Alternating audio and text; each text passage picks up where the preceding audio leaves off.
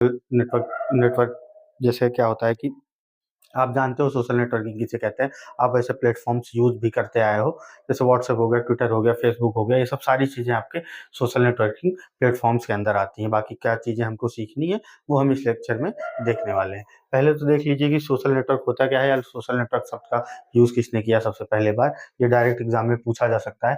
इस शब्द का प्रचलन किसने शुरू किया था, तो एक प्रोफेसर थे हमारे, कौन, जे ए बार्नेस। ठीक है, जे ए बार्नेस थे, इन्होंने 1950 में इस शब्द का प्रचलन शुरू किया था। ठीक है, यह इंटरनेट के, और ये सोशल नेटवर्क होता क्या है, सोशल नेटवर्क के बारे में छोटा सा डिफिनीशन क्या है कि यह इंटरनेट के माध्यम से बना, इंटरनेट के माध्यम से बना लोगों का एक समूह होता है, जहां समान रुचियों वाले लोग क्या करते हैं, सूचना का आदान प्रदान करते हैं, इमेज का आदान प्रदान करते हैं, वीडियोस का आदान प्रदान करते हैं।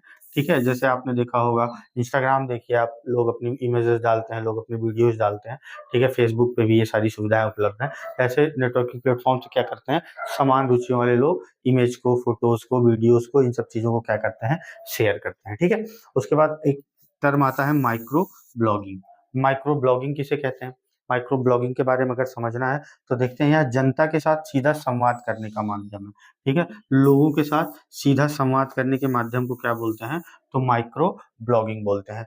जिसमें क्या, किस किस किन चीजों से आपका संवाद हो सकता है या बात हो सकती है, तो आप टेक्स्ट से बात कर सकते हो, आप ऑडियो से बात कर सकते हो, आप कोई वीडियो बना के बात कर सकते हो। इन सब चीज़ों का उपयोग करके हम क्या करते हैं, लोगों से कनेक्ट होते हैं। ठीक है, उदाहरण के लिए कैसे प्लेटफॉर्म्स का यूज़ किया जाता है माइक्रो ब्लॉगिंग के लिए, तो ट्विटर का, पिंटरेस्ट का, ठीक है, इंस्टाग्राम का, और उसके बाद फेसबुक का। ये सब सारे किसके एग्जांपल हैं, तो माइक्रो ब्लॉगिंग प्लेटफॉर्म्स के उदाहरण हो गए। ठीक है, आई होप ये चीज़ आपको अच्छे से क्लियर हो गई होगी। फिर आगे बढ़ते हैं, आगे देखते हैं।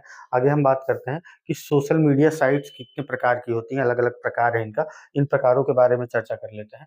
पहले तो आती है internal social media sites. Internal social media sites का क्या मतलब हो गया कि यह गुप्त, ठीक है, यह क्या होती है, प्राइवेट होती है, और इसमें क्या होता है, विशेष समुदाय के लोग, जैसे एजुकेशन ग्रुप हो गया कोई, ठीक है, कोई एजुकेशन ग्रुप हो गया, कोई फोटोग्राफी का ग्रुप हो गया, ये क्या करते हैं, और इसमें जुड़ने के लिए क्या होती है, अनुमति की आवश्यकता होती है। ठीक है, इनमें जुड़ने के लिए अनुमति की आवश्यकता होती है, तो ऐसे प्लेटफॉर्म क्या हो जाते हैं, तो इंटरनल सोशल मीडिया साइट्स हो गए। ठीक है, फिर आपका आता है एक्सटर्नल सोशल मीडिया साइट्स। ये कैसी होती हैं, यह ओपन होती हैं, खुली हुई साइट्स होती हैं। ओपन का मतलब है इस पे कोई भी आके अपना पार्टिसिपेट कर सकता है, जबकि इसमें पार्टिसिपेशन के लिए आपको क्या लगता है, तो परमिशन की जरूरत होती है। ठीक है, सोशल नेटवर्किंग साइट्स होती हैं जहां बड़ी मात्रा में लोग जुड़े होते हैं, और विज्ञापन दाता या एडवर्टाइजर क्या आकर्षित, इसमें इससे क्या होते हैं, इस पे एडवर्टाइजर क्या होते हैं, आकर्षित होते हैं। ठीक है, और वो क्या करते हैं, अपना ऐड वगैरह चलाते हैं। जैसे आप फेसबुक या इंस्टाग्राम ये सब चीजें चलाते हो, तो देखते हो कि अलग अलग कंपनियों का, अलग अलग ब्रांड्स का एडवर्टीजमेंट आता रहता है, या वो अपनी चीजों का एडवर्टाइज करते रहते हैं। ठीक है, वह इसका एग्जांपल क्या हो गया, फेसबुक और इंस्टाग्राम। ठीक है, आई होप आपको एक्सटर्नल सोशल मीडिया साइट्स और इंटरनल सोशल मीडिया साइट्स के बीच का अंतर समझ में आ गया होगा। चलिए आगे देखते हैं। आगे क्या है हमारा, प्रमुख सोशल मीडिया प्लेटफॉर्म्स या प्रमुख सोशल नेटवर्किंग प्लेटफॉर्म्स क्या क्या हैं, इनकी बात कर लेते हैं ना। सबसे पहले बात करते हैं ब्लॉग की। ठीक है, ब्लॉग, या इसी को हम क्या बोलते हैं, वेब ब्लॉग बोलते हैं। 1999 में, 1999 में एक हमारे शख्स थे, इनका नाम था पीटर पीटर मरहोल्स। ठीक है, मरहोल्स नाम था इनका, पीटर मरहोल्स ने इस शब्द का इस्तेमाल किया था, या यह शब्द किसने प्रतिपादित किया था ब्लॉग को, तो पीटर मरहोल्स। ठीक है, थोड़ा टिपिकल नाम है, ध्यान से देखिएगा, क्या, मरहोल्स, मरहोल्स। ठीक है, यह काला काल क्रमानुसार, मतलब क्रोनोलॉजिकल पोस्ट का क्या होता है, एक संग्रह होता है। ठीक है, कैसी पोस्ट का संग्रह होता है, तो क्रोनोलॉजिकल पोस्ट का ये क्या होता है, संग्रह होता है। ब्लॉग की एक के बाद एक चीजें उसमें बताई गई। जैसे ब्लॉगिंग आपने देखा होगा, आदमी अपनी कोई जर्नी शुरू करता है, तो उसमें दिखाता है कि जर्नी हमने शुरू कर दी है, फिर हम यहाँ पहुंचे, फिर यहाँ पहुंचे, फिर हम अपने डेस्टिनेशन पे पहुंच गए हैं। तो क्या हो गया आपका, एक क्रोनोलॉजिकल वे हो गया किसी चीज को शेयर करने का, तो ये क्या हो गया आपका, ब्लॉग हो गया। ठीक है, फिर आता है, बात करते हैं फेसबुक की। ठीक है, फेसबुक की। और फेसबुक की स्थापना कब हुई थी? तो ये हुई थी 4 फरवरी 2004 को। ये सब सारी चीज़ें बहुत इंपॉर्टेंट है, डेट्स याद रखना और ईयर याद रखना कि अलग ये जो जितने भी इंपॉर्टेंट आपके सोशल मीडिया प्लेटफॉर्म्स है, इनका इन्वेंशन कब हुआ था, ये खोजे कब गए थे, या ये अस्तित्व में कब आए थे, ये हमको याद रखना बहुत जरूरी है। यहाँ से डायरेक्ट क्वेश्चन बनता है, ठीक है। तो फेसबुक का कब आया? तो 4 फरवरी 2004 को। और किसके द्वारा आया? तो सब जानते हैं, इस नाम से तो सब परिचित है, मार्क जुकरबर्ग द्वारा स्थापित किया गया 2021 में, ठीक है। ये बहुत इंपॉर्टेंट हो गया कि 2021 में इसका नाम बदल कर क्या कर दिया गया है? तो मेटा कर दिया गया है, ठीक है। 2021 में इसका नाम क्या कर दिया गया है? बदल कर तो मेटा कर दिया गया है। और एक चीज और है कि फेसबुक को यूज करने के लिए न्यूनतम आयु क्या होनी चाहिए? तो 13 वर्ष होनी चाहिए। 13 वर्ष से नीचे के बच्चों को फेसबुक यूज करने की परमिशन नहीं दी गई है, लेकिन लोग तब भी यूज करते हैं। तो पेरेंट्स को ध्यान रखना चाहिए कि जो 13 साल से कम उम्र के बच्चे हैं, उनको फेसबुक वगैरह चलाने की अनुमति नहीं दी जानी चाहिए, ठीक है। अब आप बात करते हैं ट्विटर की। ट्विटर का ही नया नाम बदल के क्या कर दिया गया है? तो एक्स कर दिया गया है, ठीक है। एक्स कर दिया है क्या? इसकी खोज कब हुई थी? इसको कब बनाया गया था? तो ये बना था आपका 21 मार्च 2006 को। और इसको किसने बनाया था? तो इसको बनाया था जैक डॉर्सी ने। ये बहुत दिन तक सीईओ भी रहे हैं। और फिर इवान विलियम्स आदि द्वारा स्थापित किया गया था। और 2022 में, इंपॉर्टेंट है कि 2022 में इलन मस्क ने इसे खरीद लिया। इलन मस्क अमेरिका के बहुत बड़े साइंटिस्ट हैं, स्पेसएक्स नाम से इनकी एक कंपनी है, ठीक है। तो ये क्या काम करते हैं? ये 2022 में जाके ट्विटर को परचेज कर लेते हैं। और इसकी शब्द सीमा बढ़ा के क्या कर देते हैं? 140 से बढ़ाकर 280 कर देते हैं, ठीक है। पहले आप क्या कर सकते थे? 140 शब्द में ही ट्विटर पर कुछ पोस्ट कर सकते थे।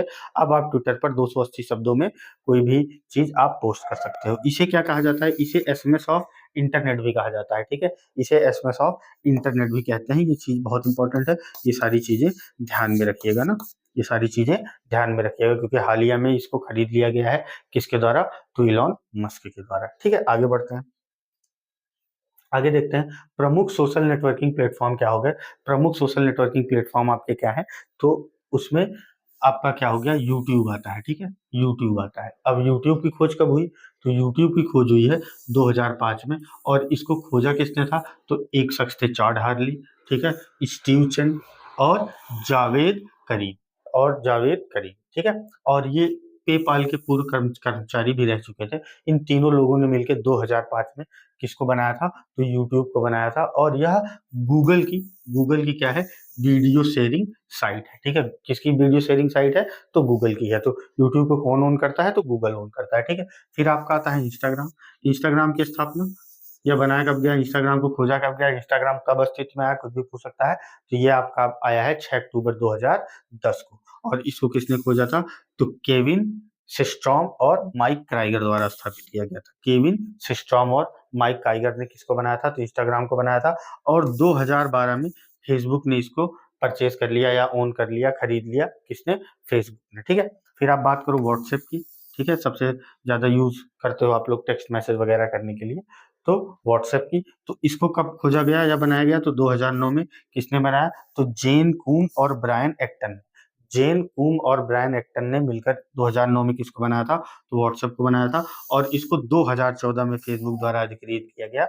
इंस्टाग्राम को 2012 में, व्हाट्सएप को 2014 में। किसने अधिकृत किया या किसने खरीद लिया? तो इसको खरीदा है फेसबुक ने। और फेसबुक का नया नाम बदल के क्या कर दिया गया है? तो मेटा कर दिया गया है। ट्विटर का नया नाम क्या है? तो एक्स है। ट्विटर की वर्ड वर्ड कैपेसिटी को बढ़ा के कितना कर दिया गया है? कितने वर्ड्स में आप पहले पोस्ट कर सकते थे? तो 140, अब कितने में कर सकते हो आप? तो 280 में। सारी चीजें आपके लिए बहुत इंपॉर्टेंट है, ध्यान में रखिएगा। चलिए आगे बढ़ते हैं, आगे देखते हैं। आगे कुछ भारतीय नवाचार और उनके प्लेटफॉर्म देख लेते हैं जो भारत इंडिजिनस है, भारत में बनाए गए हैं। तो सबसे पहला क्या है? कू ऐप। ये हाल ही में बहुत चर्चा में रहा है, तो ये बहुत इंपॉर्टेंट है, ठीक है। यह कब बना है? तो यह मार्च 2022 में। इसको किसने बनाया है? तो अप्रमेय राधाकृष्ण और मयंक विदावत का और अप्रमेय राधा कृष्ण ने इसको मिलकर बनाया है। और इसे भारत का ट्विटर भी कहा जाता है, ठीक है। इसको क्या कहा जाता है? कि ये इंडियन ट्विटर जैसा है, ठीक है। जैसे ट्विटर पूरे वर्ल्ड की साइट है, अमेरिका इलॉन मस्क की ओन करते हैं उसको, तो अमेरिकन हो गया वो, ठीक है। तो उसी तरीके से कू ऐप आपका कहाँ है? कहाँ का है, तो वो भारत का है। इसको बनाया किसने है, तो अप्रमेय और मयंक जी ने मिलकर बनाया है, और इसे भारत का ट्विटर भी कहते हैं। ये सारी चीजें आप ध्यान दीजिएगा ना, ध्यान में रखिएगा। अब एक एप्लीकेशन आपका आ जाता है बहुत इंपॉर्टेंट, ये क्या है आपका, टेलीग्राम है। ये भी सोशल नेटवर्किंग प्लेटफॉर्म है। तो इसको कब बनाया गया था, तो 2013 में। किसने बनाया था, तो निकोलाई और पावेल डुरो द्वारा लॉन्च किया गया था। 2013 में निकोलाई और पावेल डुरो द्वारा लॉन्च किया गया था। यह क्लाउड आधारित मैसेजिंग ऐप है। क्लाउड मतलब इस पे आप बहुत सारे लंबे लंबे फाइल्स को भी स्टोर कर सकते हो या दूसरे को भेज सकते हो, ठीक है। फिर आपका आता है इंपॉर्टेंट डिजी लॉकर, ठीक है। डिजी लॉकर पर आप अपना आधार कार्ड, मार्कशीट, ड्राइविंग लाइसेंस, ये सब सारी चीजें सेव कर सकते हो। तो ये क्या है, तो नागरिकों को उनके निजी दस्तावेजों को पब्लिक क्लाउड में सुरक्षित रखने के लिए सरकार द्वारा उपलब्ध कराया गया स्थान क्या है, तो डिजी लॉकर है। इसको किसने उपलब्ध कराया है, तो इसको उपलब्ध कराया है इंडियन गवर्नमेंट। इंडियन गवर्नमेंट ने इसको उपलब्ध कराया है, किसको, तो डिजी लॉकर को, ठीक है। आई होप ये सारी चीज आप समझ गए होंगे। चलिए आगे देखते हैं, इनके बारे में जानकारी आपको मिल गई है। आगे है आपका, कुछ लोगों की बात कर लेते हैं ना, इंपॉर्टेंट लोग हैं। पहले कौन है, टिम बर्नर्स ली।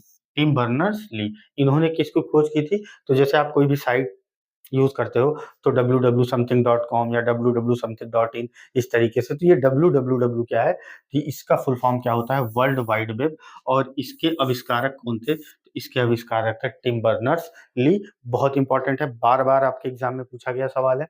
उसके बाद आ जाते हैं, ये भी बहुत इंपॉर्टेंट है आपके, सबीर भाटिया। सबीर भाटिया ने किसको खोजा था, ये हॉटमेल के सह संस्थापक थे। सबीर भाटिया कौन थे, तो हॉटमेल के सह संस्थापक थे। फिर आपके आ जाते हैं नारायण मूर्ति, इंफोसिस को इन्होंने बनाया था, ठीक है। ये इंफोसिस के संस्थापक है कौन, तो नारायण मूर्ति। फिर हम बात करें अजीम प्रेम जी, तो ये विप्रो के संस्थापक हैं, ठीक है। ये चार नाम आपको हमेशा याद होने चाहिए, Tim Berners-Lee, Sabeer Bhatia, Hotmail, Narayana Murthy, Infosys और अजीम प्रेम जी। अजीम प्रेम जी कौन है, तो ये विप्रो के संस्थापक है, ठीक है। आई होप ये सारी चीजें आपको अच्छे से क्लियर हो गई होंगी। आगे देखते हैं, ठीक है। तो इतना ही था आपका थ्योरेटिकल पार्ट, ठीक है। सोशल नेटवर्किंग प्लेटफॉर्म में बहुत ज़्यादा चीज़ें नहीं है, लेकिन जितनी भी चीज़ें हैं वो बहुत इंपॉर्टेंट है, ठीक है। आइए चलिए पहले इनका एमसीक्यू डिस्कस कर लेते हैं, उसके बाद हम मल्टीमीडिया पे आगे बढ़ेंगे, ठीक है। चलिए, पहला क्वेश्चन क्या है, ट्विटर के संस्थापक कौन है। अभी हमने पढ़ा जैक डॉर्सी, ठीक है, और एवन विलियम्स, नोग्लास, बीच स्टोन, ये सब ने मिलकर किसको बनाया था, तो ट्विटर को बनाया था। तो आपका ऑप्शन क्या हो गया, ए और बी। और सबसे ज्यादा इंपॉर्टेंट कौन है इन नामों में, तो जैक डॉर्सी, ठीक है। अगर एक नाम आता है केवल जैक डॉर्सी का, तो वो टिक कर दोगे आप। अगर ये चारों नाम आ गए कहीं या एक ऑप्शन में चारों नाम आ सकते हैं, या दो ऑप्शन में आ सकते हैं, तीन ऑप्शन में आ सकते हैं, और आपसे लिख सकता है कि उपरोक्त सभी। ये चारों नाम आप अच्छे से ध्यान रखिएगा, किसका किसका, जैक डॉर्सी, नो ग्लास, बिच स्टोन और एवन विलियम्स का, ठीक है। चलिए आगे देखते हैं, अगला क्वेश्चन क्या है, क्या अगला क्वेश्चन कह रहा है कि हाइक मैसेजिंग ऐप के संस्थापक कौन थे। तो हाइक हाइक मैसेजिंग ऐप के संस्थापक कौन थे, तो केविन भारती मित्तल थे। नाम में कंफ्यूज मत होइएगा आप, देखिए यहाँ सुनील भारती मित्तल, यहाँ केवल भारती मित्तल, यहाँ रॉबर्ट भारती मित्तल। तो इनका पूरा नाम क्या था, तो केविन भारती मित्तल। इनको केवी मित्तल भी बोलते हैं ना, इनको ही केवी मित्तल भी बोलते हैं, ठीक है। ध्यान रखिएगा, केविन भारती मित्तल किसके संस्थापक थे, तो आपके हाइक मैसेजिंग ऐप के संस्थापक रहे, ठीक है। अब अगला क्वेश्चन है कि एक सामाजिक नेटवर्क के रूप में प्रतिनिधित्व किया जा सकता है, तो किसके द्वारा, तो ग्राफ के द्वारा, ठीक है। चलिए आगे देखते हैं, अगला क्वेश्चन है हमारा, सोशल मीडिया अनुकूलन अनुकूलन एसएमओ। एसएमओ क्या है आपका, ठीक है। सोशल नेटवर्क द्वारा आसानी से प्रचार करना, स्पष्ट कंटेंट लिखना, छोटा कंटेंट बनाना जिसे आसानी से अनुक्रमित किया जा सके, या लोगों की सामाजिक नेटवर्क में नियुक्ति के लिए कंटेंट बनाना, ठीक है।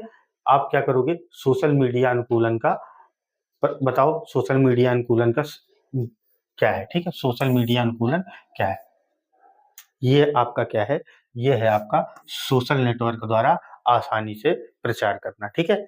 सोशल मीडिया अनुकूलन क्या है, कि सोशल मीडिया के माध्यम से किसी भी चीज का आसानी से एडवर्टीजमेंट करना या उसका प्रचार करना। यह वरीयताओं को एकत्रित करके उपयोगकर्ता के हितों के बारे में स्वचालित पूर्वानुमान बनाने की एक विधि है। तो ये क्या है आपका, तो यह है आपका सोशल नेटवर्किंग, ठीक है। क्या है आपका, तो सोशल नेटवर्किंग। चलिए आगे देखते हैं, अगला क्वेश्चन हमारा क्या है कि ट्विटर द्वारा पोस्ट करने की शब्द सीमा को बढ़ाकर कितना कर दिया गया है, अभी हमने बात की 140 था पहले, 140 से बढ़ाकर कितना कर दी गई है, तो 280 कर दी गई है, तो 280 हमारा क्या हो गया, सही आंसर हो गया। ठीक है, चलिए अगला क्वेश्चन देखते हैं, है ना।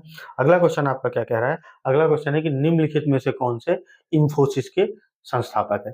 तो इंफोसिस के संस्थापक अभी हमने देखा, इंफोसिस के संस्थापक कौन थे, तो अजीम प्रेमजी थे ना। अजीम प्रेमजी थे कि अजीम प्रेमजी नहीं थे भाई, अजीम प्रेमजी नहीं थे, वो एक बार फिर से देख लेते हैं ना, थोड़ा सा कंफ्यूजन हो गया, शायद वो अजीम प्रेमजी विप्रो के हैं। ठीक है, हाँ याद आ गया, अजीम प्रेमजी किसके हैं, तो अजीम प्रेमजी विप्रो के हैं।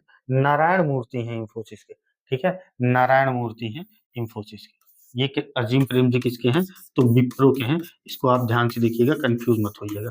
अजीम प्रेमजी किसके हैं, तो विप्रो के हैं। इनके नाम में पी से प्रेम आता है और विप्रो में भी पी आता है, तो इस तरीके से याद रख लीजिएगा ना। अजीम प्रेमजी किसके, तो पी से प्रेम, पी से विप्रो में बीच में पी आता है, इनके नाम के बीच में प्रेम आता है, यानी पी से प्रेम, और विप्रो में भी पी। तो ये ध्यान रखिएगा, इससे आप भूलेंगे नहीं। तो अजीम प्रेम जी किसके हो गए, विप्रो के हो गए। ठीक है, अजीम प्रेम जी। नारायण मूर्ति किसके हैं, तो इंफोसिस के हैं। चलिए आगे देखते हैं, फेसबुक की सहायक कंपनियों में कौन सी कंपनियां हैं। ऑकुलस वीआर, व्हाट्सएप, इंस्टाग्राम, ये सभी किसकी सहायक कंपनियां हैं, तो फेसबुक की सहायक कंपनियां हैं। फेसबुक का नया नाम बदल के क्या कर दिया गया है, तो मेटा कर दिया गया है। ठीक है, क्या कर दिया गया है, तो मेटा कर दिया गया है। चलिए आगे देखते हैं, अगला क्वेश्चन क्या है, फेसबुक की स्थापना किस वर्ष में हुई थी। हमने अभी पढ़ा कि फरवरी 2000 में, 2004 में फेसबुक की स्थापना की, और इसको किसने स्थापित किया था, तो मार्क जुकरबर्ग ने। ठीक है, हु ऐप सोशल नेटवर्किंग से संबंधित है, सही विकल्प चुनिए। संस्थापक, सही विकल्प क्या है कू ऐप के लिए, कू ऐप के लिए सही संस्थापक कौन है इसके, अप्रमेय राधाकृष्णन और मयंक बिदावत का, तो ये तो सही है। दूसरा क्या है, यह स्वदेशी माइक्रो ब्लॉगिंग प्लेटफॉर्म है, तो बिल्कुल सही है ये भी। तो उपरोक्त तो दोनों सही हो गए। ठीक है, उपरोक्त तो दोनों क्या हो गया आपका, सही आंसर हो गया। सही आंसर क्या हो गया आपका, उपरोक्त दोनों। ठीक है, चलिए आगे देखते हैं, अगला क्वेश्चन क्या है हमारा, कह रहा है कंप्यूटर नेटवर्क में एएसपी विस्तारित, एएसपी का विस्तारित रूप है। एएसपी का विस्तापित रूप क्या होता है भाई, एप्लीकेशन सर्विस प्रोवाइडर। एएसपी का फुल फॉर्म हो गया आपका एप्लीकेशन सर्विस प्रोवाइडर, तो इसको अच्छे से याद रखिएगा, एएसपी एप्लीकेशन सर्विस प्रोवाइडर। अब यूट्यूब की स्थापना कब हुई थी, तो यूट्यूब की स्थापना वर्ष 2005 में की गई थी। ठीक है, अभी हमने पढ़ा है ये सब सारी चीजें, वर्ष 2005 में की गई थी। किस सोशल नेटवर्किंग प्लेटफॉर्म को इंटरनेट का एसएमएस कहा जाता है, तो अभी हमने बात किया कि ट्विटर को इंटरनेट का एसएमएस कहा जाता है। इंस्टाग्राम की स्थापना कब हुई थी, तो अक्टूबर 2010 में इंस्टाग्राम की स्थापना हुई थी। जो चीजें हम पढ़ के आ रहे हैं उसको जल्दी से, हॉटमेल किसके संस्थापक हैं, तो सबीर भाटिया, और इनके साथ साथ जैक स्मिथ भी थे। तो सबीर भाटिया सह संस्थापक थे। ठीक है, किसके, हॉटमेल के, और इन दोनों में सबीर भाटिया और जैक स्मिथ दोनों ने मिलकर हॉटमेल को बनाया था। ठीक है, तो ये हो गया हमारा सही आंसर, उपरोक्त तो दोनों, ए और बी दोनों।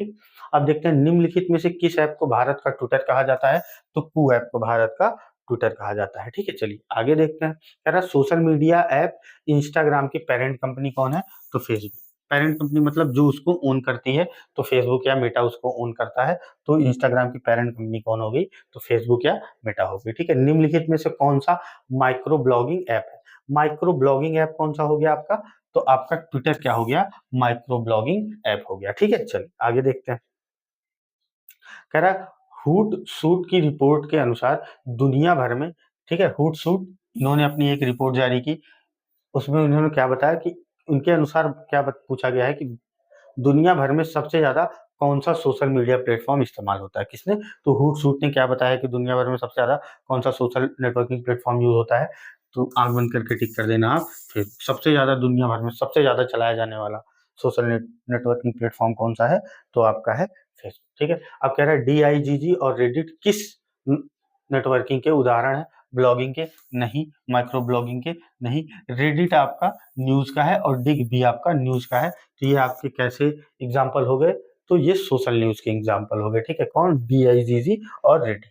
ठीक है, अब कह रहा है निम्न में से कौन सत्यम इंफोसिस कंपनी के संस्थापक है, सत्यम इंफोसिस कंपनी के संस्थापक के बारे में आपसे जानकारी पूछा है। ठीक है, यहाँ ध्यान देना, यहाँ सत्यम भी लगा है, अगर इंफोसिस होता तो हमारा आंसर क्या हो जाता, आपका नारायण मूर्ति, लेकिन इसकी अगर सत्यम आगे लगा है तो ये किसके हैं, रामलिंगम राजू, ठीक है, रामलिंगम राजू। सत्यम इंफोसिस देख के गलत ऑप्शन टिक मत कर देना, इसीलिए मैंने ये क्वेश्चन आपसे पूछ लिया, ठीक है। चलिए अगला क्वेश्चन देखते हैं, कह रहा है निम्नलिखित में से कौन विप्रो के संस्थापक है। विप्रो के संस्थापक अभी हमने बात की, अजीम प्रेम जी किसके संस्थापक है, तो विप्रो के। विप्रो में पी आता है, अजीम प्रेम जी में भी पी से प्रेम आता है, ठीक है। आगे देखते हैं, गूगल लेंस को किस वर्ष लॉन्च किया गया था, तो ध्यान रखिएगा वर्ष 2017 में किसको लॉन्च किया गया था, तो गूगल लेंस को। गूगल लेंस का यूज करके आप बहुत सारी चीजें खोज सकते हो ना, जैसे कोई आप साइट है उस पर आप क्लिक करोगे तो वो साइट किस किस प्लेटफॉर्म पे अवेलेबल है वो दिख जाएगा। गूगल लेंस क्यूआर कोड को भी स्कैन करने के लिए यूज होता है दुनिया भर की। गूगल लेंस से आप बहुत सारी चीजें कर सकते हो, ठीक है। तो इसकी खोज कब हुई थी, तो 2017 में की गई थी, ठीक है। अब आगे देखते हैं, सोशल नेटवर्किंग प्लेटफॉर्म वाइबर से संबंधित सही विकल्प चुनिए, ठीक है। वाइबर स्थापना वर्ष 2010, यह वीओआईपी के नियमन के साथ प्रचलन है। यह एक फ्री कॉलिंग और मैसेजिंग ऐप है, तो ये सभी सही है। ये आप याद रखिएगा, एक इम्पॉर्टेंट आपका सोशल नेटवर्किंग प्लेटफॉर्म है वाइबर। इसकी खोज कब हुई थी, स्थापना कब हुई थी, तो 2010 में की गई थी, ठीक है। यह एक फ्री कॉलिंग और मैसेजिंग ऐप है, और ये कैसे नियमन के साथ प्रचलित होता है, तो वीओआईपी, ठीक है। चलिए आगे देखते हैं अगला क्वेश्चन। अगला क्वेश्चन हमारा क्या है, किस भारतीय मैसेंजर ऐप को वर्ष 2021 में बंद कर दिया गया, तो हाइक को बंद कर दिया गया, ठीक है। किसको बंद कर दिया गया है, तो हाइक को बंद कर दिया गया है, कब, तो 2021 में। ध्यान रखिएगा ये सब सारी चीजें, ठीक है। चलिए आगे देखते हैं। तो इतने ही आपके एमसीक्यूज थे social social media networking platform से संबंधित। अब हम आगे बात करते हैं मल्टीमीडिया की। अच्छा, मल्टीमीडिया होता क्या है, मल्टीमीडिया दो शब्दों से मिलकर बना है, किससे, मल्टी से और मीडिया से। मल्टी मतलब होता है एक से अधिक, और मीडिया का मतलब होता है माध्यम। यह टेक्स्ट क्या होता है, यह टेक्स्ट, ऑडियो, वीडियो, एनिमेशन और ग्राफिक्स का क्या है, कंपाइलेशन है या कॉम्बिनेशन है या संयोजन है, जो क्या करता है, दृश्य प्रतिनिधित्व करता है, ठीक है, विजुअल रिप्रेजेंटेशन करता है, ठीक है। विजुअल रिप्रेजेंटेशन करके किसी भी इंफॉर्मेशन को क्या करता है, आकर्षक बनाता है, चाहे टेक्स्ट का, चाहे ऑडियो का, चाहे वीडियो का, चाहे एनिमेशन और ग्राफिक्स का यूज करके, ठीक है। इसको क्या बोलते हैं, मल्टीमीडिया। यह कंप्यूटर और उपयोगकर्ता के बीच दो तरफा संवाद, टू वे कनेक्शन स्थापित करता है। कौन, टू वे कनेक्शन कौन स्थापित करता है, तो मल्टीमीडिया, ठीक है। चलो आगे देखते हैं, कह रहा मल्टीमीडिया के लिए आवश्यक उपकरण कौन कौन से हो जाते हैं, आप नाम याद रख लीजिएगा। मल्टीमीडिया के लिए कंप्यूटर सिस्टम चाहिए, 64 मेगाबाइट क्षमता की मुख्य मेमोरी रैम चाहिए, वीडियो कार्ड और ऑडियो कार्ड चाहिए, स्पीकर चाहिए, सीडी और डीवीडी ड्राइव चाहिए, वेब कैमरा और मल्टीमीडिया सॉफ्टवेयर चाहिए। तो ये सारी चीजें किसके लिए इंपॉर्टेंट है, तो मल्टीमीडिया के लिए आवश्यक उपकरण कौन कौन से हो गए आपके, एक कंप्यूटर सिस्टम चाहिए होगा आपको, 64 मेगाबाइट क्षमता की मुख्य मेमोरी रैम चाहिए होगी, वीडियो कार्ड और ऑडियो कार्ड चाहिए होगा आपको, स्पीकर और माइक चाहिए होगा, सीडी और डीवीडी ड्राइव चाहिए होगी, वेब कैमरा और मल्टीमीडिया सॉफ्टवेयर चाहिए होंगे, ठीक है। चलिए आगे देखते हैं, आगे क्या है हमारा, कि मल्टीमीडिया के तत्व और फाइल एक्सटेंशन, ठीक है। बात कर लेते हैं टेक्स्ट की। टेक्स्ट क्या होता है, सूचना को प्रस्तुत करने के लिए सबसे महत्वपूर्ण माध्यम है, और इसके एक्सटेंशन में क्या यूज होता है, dot TXT, dot RTF, dot DOC और डॉट पीडीएफ। अगर ये एक्सटेंशन लगा है, इसका मतलब क्या है, ये एक टेक्स्ट फाइल है, ठीक है। अब ऑडियो कैसे, ऑडियो कैसे, तो ऑडियो कैसे, तो भाषण और संगीत का डिजिटल रूप है ये, ठीक है। आप ऑडियो में किसी का भाषण सुन सकते हो, किसी की बातचीत सुन सकते हो, या कोई गाना सुन सकते हो। मानव श्रव्य आवृत्ति ये 20,000 हर्ट्ज से, सॉरी 20 हर्ट्ज से 20,000 हर्ट्ज के बीच होती है, ठीक है। ऑडियो सुनने के लिए ऑडियो की फ्रीक्वेंसी कितनी होनी चाहिए, 20 हर्ट्ज से ज्यादा और 20,000 हर्ट्ज से कम। और इसका एक्सटेंशन क्या होता है, कि अगर किसी भी फाइल के नाम के लास्ट में डॉट MP3 लगा है, डॉट VAV लगा है, या डॉट MIDI लगा है, इसका मतलब क्या है, कि ये एक ऑडियो फाइल है, ठीक है। फिर वीडियो फाइल की बात कर लेते हैं, ध्वनि के साथ चलती तस्वीरें, ठीक है। सबसे सबसे अच्छा इसका डिफिनीशन यही है कि ध्वनि के साथ चलती तस्वीरें, ये क्या हो जाता है, आपका वीडियो हो जाता है। वीडियो के बारे में तो आप लोग को सबको जानकारी है कि वीडियो किसको कहते हैं। इसके ये ध्यान रखिएगा, इसके एक्सटेंशन फाइल में dot MP4, dot AVI, dot WMV और डॉट FLV ये नाम यूज किए जाते हैं ना। तो ये डायरेक्ट पूछ लिया जाता है कि डॉट MP3 किस तरीके की फाइल का एक्सटेंशन है, डॉट AVI किस तरीके के फाइल का एक्सटेंशन है, डॉट RTF या डॉट DOC या डॉट आपका PDF ये किस तरीके की फाइल का एक्सटेंशन है। तो ये सारी चीजें आप याद रखिएगा। फिर हम बात करते हैं ग्राफिक्स की। ग्राफिक्स क्या होता है, 2D रेस्टर या बिटमैप या वेक्टर। और 3D ग्राफिक के एक्सटेंशन क्या होते हैं, डॉट जेपीईजी, डॉट पीएनजी और डॉट जीआईएफ। ठीक है, ये आपके क्या हो गए, ग्राफिक्स हो गए 2D और 3D, और इनके एक्सटेंशन में क्या यूज किया जाता है, dot JPEG, dot PNG, dot GIF. इसी को क्या बोलते हैं, इमेज भी बोलते हैं ना। अगर इसी को इमेज भी बोलते हैं। अगर आपसे पूछ ले इमेज के एक्सटेंशन में किसका यूज किया जाता है, इसका, या पूछ ले आपसे कि डॉट जेपीईजी किसका एक्सटेंशन है, और अगर ग्राफिक्स एग्जांपल में नहीं है, सॉरी ऑप्शन में नहीं है, तो आप इमेज ऑप्शन में होगा तो आप ये टिक कर देना। ठीक है, चलिए आगे बढ़ते हैं। आगे क्या है हमारा कि मल्टीमीडिया सॉफ्टवेयर और एनिमेशन। ठीक है, पहले बात कर लेते हैं हम एनिमेशन क्या होता है।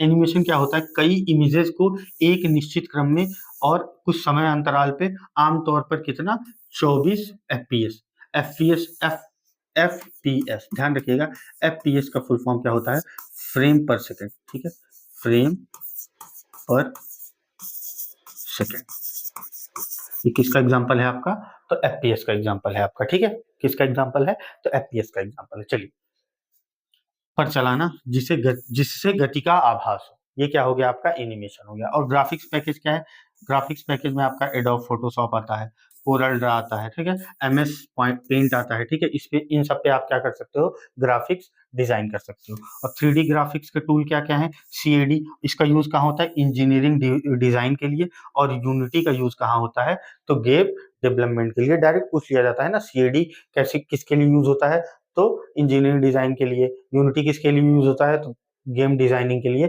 और ये इंजीनियरिंग डिजाइनिंग के लिए। अब ऑडियो वीडियो सॉफ्टवेयर कौन कौन से आपके, जैसे ऑडासिटी हो गया, ठीक है, ये किसको एडिट करने का काम करता है, तो ऑडियो को। ठीक है, बीएलसी मीडिया प्लेयर हो गया, ये किसको, तो वीडियो को। ठीक है, ये सारी चीजें आपकी क्या होगी, मल्टीमीडिया सॉफ्टवेयर और एनिमेशन के प्रकार हो गए। और ये कैसी जगहों पे काम करते हैं वो सब भी मैंने बता दिया। चलिए आगे देखते हैं। आगे अब आपका मल्टीमीडिया पे आधारित कुछ एमसीक्यूज कर लेते हैं, ताकि हमारी सारी चीजें एक साथ अच्छे से क्लियर हो जाए। चलिए बात करते हैं। पहला क्वेश्चन क्या है, निम्नलिखित में से किस शब्द का उपयोग करके ऑडियो, वीडियो, एनिमेशन या ग्राफिक्स के संयोजन के साथ किसी भी दृश्य का प्रतिनिधित्व का सबसे अच्छा वर्णन किया जाता है।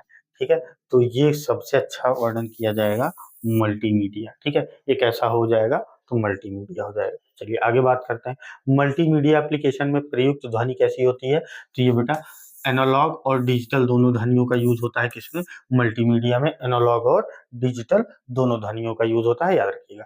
वीडियो मेल से हम क्या भेज सकते हैं, वीडियो मेल से हम ग्राफिक्स भेज सकते हैं, हाँ बिल्कुल, वीडियो क्लिप भेज सकते हैं, वीडियो मैसेज भेज सकते हैं, ये सभी भेज सकते हैं हम किससे, तो वीडियो मेल से। ठीक है, चलिए आगे देखते हैं। अगला क्वेश्चन क्या है हमारा कि WMV माइक्रोसॉफ्ट द्वारा विकसित एक कंप्रेशन वीडियो फाइल का स्वरूप है। WMV का शब्द का अर्थ क्या है, या शब्द का फुल फॉर्म क्या है, तो ये आपका क्या हो जाता है, विंडोज मीडिया वीडियो। कैसा है, तो Windows media video dot WMV, ये क्या हो गया आपका, इसका फुल फॉर्म क्या होगा, विंडोज मीडिया वीडियो। ठीक है, चलिए आगे देखते हैं। कह रहा है ऑडियो फाइल का एक्सटेंशन, ऑडियो फाइल का एक्सटेंशन, ये तो टेक्स्ट का है, ये है ऑडियो फाइल का, ये आपका इमेज का हो गया, ये आपका प्रोटोकॉल है। ठीक है, चलिए आगे बढ़ते हैं। निम्नलिखित में से कौन सा ग्राफिकल पैकेज है, ठीक है, हमने बात की, जब ग्राफिक की बात कर रहे थे, एक्सेल की बात हमने नहीं की थी, वर्ड की बात नहीं की थी, कोरल की बात हमने की थी। कोरल हमारा कैसा है, तो ये हमारा ग्राफिकल पैकेज है, इसमें हम डिजाइनिंग वगैरह करते हैं। ठीक है, चलिए आगे देखते हैं। शॉक वेव फॉर्मेट किसके द्वारा विकसित किया गया था, तो शॉक वेव फॉर्मेट विकसित किया गया था मैक्रो मीडिया के द्वारा, याद रखिएगा। सॉरी, शॉक वेव किसके द्वारा, तो माइक्रो मीडिया के द्वारा। चलिए, कह रहा है कि मानव द्वारा सुनी जाने वाली ध्वनि आवृत्ति फ्रीक्वेंसी कितनी होती है, कि जो आप आमतौर पर जो भी आप ध्वनि सुनते हो उसकी फ्रीक्वेंसी कितनी होनी चाहिए, तो अभी हमने बात की थी 20 हर्ट्ज से 20,000 हर्ट्ज के बीच में होनी चाहिए। ठीक है, आगे बढ़ते हैं। कह रहा है मिडी का पूर्ण रूप क्या है, और ये देखो, ये ऑडियो फाइल है ना, ऑडियो फाइल है, का पूर्ण रूप क्या है, जो इलेक्ट्रॉनिक संगीत उद्योग का एक मानक है। तो ये क्या हो जाता है, एम से हो जाता है आपका म्यूजिकल, एम से क्या हो जाता है आपका म्यूजिकल, आई से हो जाता है आपका इंस्ट्रूमेंट, आई से हो जाता है आपका इंस्ट्रूमेंट, म्यूजिकल इंस्ट्रूमेंट। अब देख लो म्यूजिकल इंस्ट्रूमेंट कहाँ है, यहाँ है, यहाँ इंटरफेस है, तो इसको गलत काट दो।